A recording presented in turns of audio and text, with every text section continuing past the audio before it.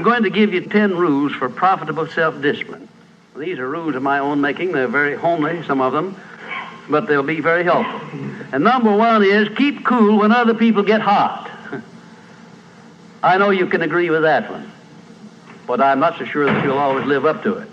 We're inclined, all of us, to get hot when the other fellow gets hot. Say angry things when the other fellow starts saying angry things. I was in the home of the president of a big electric power company one evening when there came a storm, and he called up one of his head men to go out to take care of an emergency that happened as a result of that storm. It was on Sunday evening. The man was gone about 2 hours, and when he came back, he came up on the front porch of the home of this man and called him out on the porch, and I never heard a man get such a tongue lashing in all my life as this president of the electric power company gets. He says, you blankety blank blank, you think because you're the president of the company, blankety blank blank, and I'm just as good as you are, blankety blank blank. Oh, it was terrific. I only heard one side of the conversation because there was only one side of it. One man was doing all the talking, and one man was doing all the listening. And after this had been going on for fully 3 minutes, the other man ran out of wind and had nothing more to say. He was mad, you see, because they'd called him out on this stormy night. I heard the president close the door, and he came back, and he just smiled and said, why, the man was a little bit hot, wasn't he? That's all he said. A little bit hot, wasn't he? I expected any moment to hear fists begin to fly out there. But you see, there was a man who had risen to great heights of achievement financially, and he had done it by self-discipline in every respect. And he didn't propose to allow a workman who had been temporarily unbalanced by his anger to throw him off balance and make him stoop to that level. He just didn't propose to have that done. And you'll notice when you get into an argument with anyone, and you're apt to if you don't watch yourself, that if you just remain silent while the other fellow's blowing off his top, he finally gets to the point where he's got no more top to blow off. Then if you want to get in a few words of your own, that's a mighty good place to do it. It's a mighty fine thing if the words that you get in are not the kind of the words you've been hearing. In other words, if you say something back kind in return, it's far better for the other fellow and far better for you. It shows you to be the bigger of the two persons. Now, anybody can get mad and blow his top because of what somebody does or says, and that's happening all the time. But the truly big man, the man who is in charge of himself, he doesn't allow anybody to draw him down to that level of a street brawl or of an argument in harsh words unless he wants to do it. And if he's truly a big man, he doesn't want to do it. Number two, remember there are 3 sides to all arguments. We ordinarily think there are 2 sides to all arguments, but they're not, the 3. There's your side, there's the other fellow's side, and then there's the right side, which is usually about in the middle of the 2 viewpoints. Remember that when you get into an argument with the other fellow. Don't assume that he's always at fault. Maybe you're partly at fault too. Maybe neither one is totally at fault. The chances are, in all of the arguments I've ever heard, both parties were partly to blame in one way or another. I have never yet heard an argument where one party entirely was to blame, although I suspect there are such arguments at times. Number 3, never give directives to a subordinate when you're angry. If the matter is urgent, then cool off quickly. Number 4, treat all people as nearly as possible as if they were rich relatives from whom you expected to be remembered in their will. Now that's a good one. That's a honey. That is a honey. If you just do that, treat all people as if they were rich relatives from whom you expected to inherit something at their death. And you can do that. You know, if you had a rich relative that had $1 million he was going to leave to you, or you suspected he was going to, it wouldn't make very much difference what he said or did. He would never throw you off balance. You'd never talk back to him, would you? Of course you wouldn't. You'd be quite silly if you did. Keeping quiet for $1 million seems to me to be a very easy price to pay.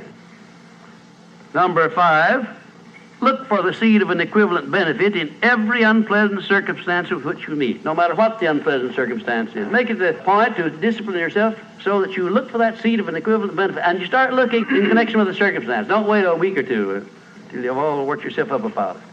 Start right in where you stand. It'll lessen the blow. It'll lessen the hurt of the wound, whatever it happens to be, if you start looking for that seed of an equivalent benefit. And number 6, learn the almost forgotten art of asking questions and then listening to the answers instead of getting the other fellow told off. It gives you an awful lot of satisfaction when you're angry to get the other fellow told, doesn't it? And the temptation is very great to do that. I know, because I've been there many times. Don't do it. Be bigger than that. Listen to what the other fellow has to say, and then when somebody makes a statement that you're not sure about, learn to ask this one question. It's one of the most important questions in life. It'll serve more purposes than any other short question that I can think of. When somebody makes a statement that you're not sure about, or that you doubt, or that you question, ask a 4-word question. How do you know? And then wait for an answer and see him squirm. Oftentimes there is no answer. People make wild statements that they can't back up. And instead of getting into an argument and making an incident out of the matter and getting yourself worked up into an argument, let the other fellow stew in his own fat by putting him over the barrel. But that question, how do you know? I had a clergyman in my class once who was very, well, I just don't know exactly how to describe him. He was a fanatic, you might say, on the subject of religion. And he was sure that he knew exactly what was going to happen to me after death. He said so in no uncertain terms, not in the class, but in a private conversation. And he raved and ranted for quite a little while about it. And when he got through, I said, how do you know, parson? And that really put him over the barrel. He said, that's the way I feel about it. That's my faith. I said, well, now, having belief and faith is one thing, but having evidence is something else again. How do you know what's going to happen to me after I die? I don't know, and I doubt that you do. How do you know? Well, he never did give me a satisfactory answer. There are a lot of questions that come up in life in connection with which, if you'll ask that one thing, how do you know, you'll find that the other fellow will be off balance, and you don't need to make an incident out of what he says. You don't need to get mad at what he says. 7, never say or do anything which may influence another person without first asking yourself this question: will it benefit him or hurt him? And if it will hurt him, don't do it.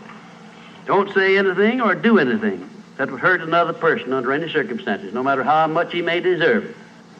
Exercise self-discipline. Don't do that, because if you hurt another man, you're going to hurt yourself 10 times as much at least, because that hurt will come back on you. I don't care who you are nor what circumstances you're working under or living under. If you hurt another person, you will be hurt 10 times as much. And if the hurt doesn't come immediately, the rate of interest on that is compound interest on compound interest, and it'll be 100 times as great if you wait long enough. Because everything that you do to or for another person, you do to or for yourself. There is no escape from that. That's just as much a law as the law of gravitation, which everyone understands. You know that if you stepped over the top of this building, no matter what your mind was or what your belief happened to be, if you stepped over the top of this building and violated the law of gravitation, that you'd hit the ground and you'd die in a very few seconds.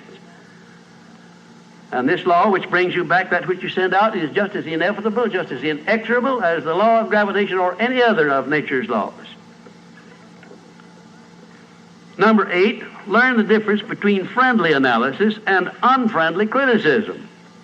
Then decide which you wish to live by in your relations with others. Now, friendly analysis is one thing and is welcomed by most sensible people.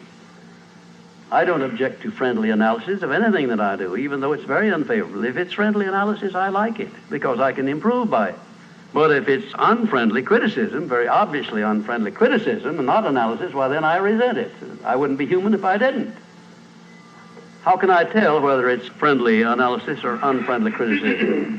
How would you go about telling? There are a lot of ways you can tell. You can tell by your relationship to the person who's making it, whether it's friendly or unfriendly to begin with. If it's an enemy, obviously I discount it right off the bat, because you almost know it's going to be unfriendly criticism. I can tell also by the tone of voice in which he does it, by the manner in which he does it. Because a man who engages in unfriendly criticism generally uses a few epithets along with it that clearly indicates that he's biased. If you have self-discipline, you're not going to be influenced by that kind of a person. And number 9, remember that a good leader in any calling is one who can take orders as cheerfully as he gives them. And number 10, last but not least, remember that tolerance in human relations is just as important as tolerance in the operation of mechanics.